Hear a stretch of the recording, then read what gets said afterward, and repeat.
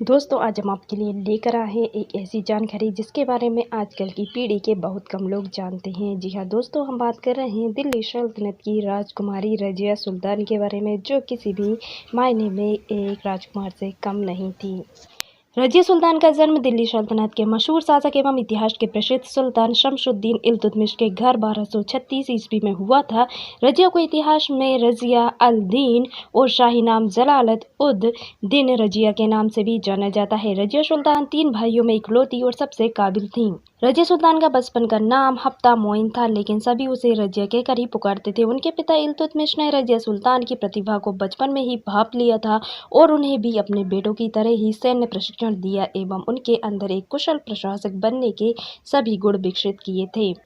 इल्तुतमिश ने सबसे पहले अपने बड़े बेटे को उत्तराधिकारी के रूप में तैयार किया था, लेकिन दुर्भाग्यवश उसकी अल्पायु में मृत्यु हो गई थी, जिसके बाद इल्तुतमिश ने रज़िया सुल्तान में कुशल प्रशासनिक व सैन्य गुण को पहचानते हुए अपनी उत्तराधिकारी बनने की घोषणा कर दी। हालांकि दिल्ली के तख्त पर बैठना रज़िया के लिए इतना आसान नहीं था। दरअसल 1236 ईस्वी में उनके पिता की मौत के बाद मुस्लिम समुदाय ने एक महिला को सुल्तान के रूप में स्वीकार करने से मना कर दिया था और रज़िया के भाई रुकनुद्दीन फिरोज को दिल्ली के राज सिंहासन पर बैठा दिया था। लेकिन रुकनुद्दीन फिरोज एक मूर्ख और अक्षम शासक सिद्ध हुआ, जिस पर रज़िया ने आम जनमानस के सहयोग से राज्य पर धावा बोलकर सिंहासन पर कब्जा कर लिया था, जिसके बाद रज़िया की मां और भाई दोनों की हत्या कर दी गई और 10 नवंबर 1236 ईस्वी में रज़िया सुल्तान पहली मुस्लिम शासक के रूप में दिल्ली की शासक बनी। रज़िया सुल्तान ने अपनी बुद्धिमत्ता और विवेकशीलता के तर्ज पर दिल्ली का सिंहासन कुशलतापूर्वक संभाला और रूढ़िवादी मुस्लिम समाज को चौंका दिया और उन्होंने खुद को एक दूरदर्शी, न्यायप्रिय, व्यवहार कुशल, प्रजा के हित करने वाली शासक साबित किया।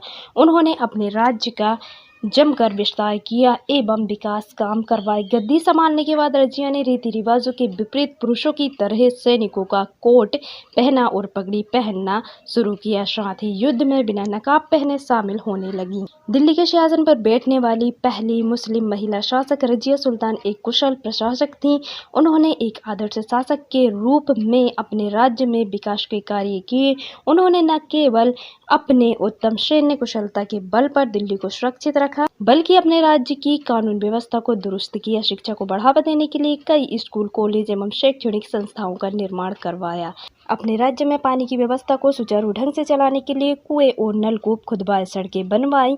इसके अलावा उन्होंने हिंदू और मुस्लिम एकता के लिए काम किया और कला, संस्कृति व संगीत को भी प्रोत्साहन दिया। रज़िया सुल्तान का उनके गुलाम जमालुद्दीन याकूत के साथ मोहब्बत की कहानी भी इतिहास में दर्ज है। रज़िया सुल्तान को अपने सलाहकार याकूत के साथ इश्क हो गया था। दोनों का प्यार जल्द ही परवान चढ़ने लगा था, जिसके बाद तमाम मुस्लिम शासकों ने इसका विरोध किया था। वहीं भटिंडा के गवर्नर इख्तियार दुनिया भी रज़िया सुल्तान की खूबसूरती के कायल थे और वे किसी भी हाल में उनको पाना चाहते थे। साथ ही दिल्ली पर भी अपना कब्जा जमाना चाहते थे, जिसके चलते अल-दुनिया कई अन्य विद्रोहियों के साथ मिलकर ने दिल्ली पर हमला बोल दिया था। रज़िया अल-दुनिया के बीच युद्ध हुआ, जिसमें याकूत मारा गया और रज़िया को बंदी बना लिया गया। मरने के डर से रज़िया अल-दुनिया से शादी करने को तैयार हो गई। इस बीच रज़िया के भाई मुइजुद्दीन बहराम शाह ने सिंहासन हथिया लिया। अपनी सल्तनत की वापसी के लिए रज़िया और उसके पति अल-दुनिया ने बहराम शाह से युद्ध किया, जिसमें उनकी हार हुई। उन्हें दिल्ली छोड़कर भागना पड़ा और अगले दिन वो कैथल पहुंचे, जहां उनकी सेना ने साथ छोड़ दिया। वहां डाकुओं के द्वारा 14 अक्टूबर 1240 को दोनों मारे गए। में बहराम को भी अयोग्यता के कारण गद्दी से हटना पड़ा। दोस्तों, ये थी रज़िया सुल्तान की कहानी। इसी तरह इतिहास की और भी कहानियां सुनने के लिए जल्दी से चैनल को सब्सक्राइब कर लीजिएगा। दोस्तों, यदि वीडियो जरा सी भी पसंद आती है तो इसे लाइक कर लीजिएगा। Thank you.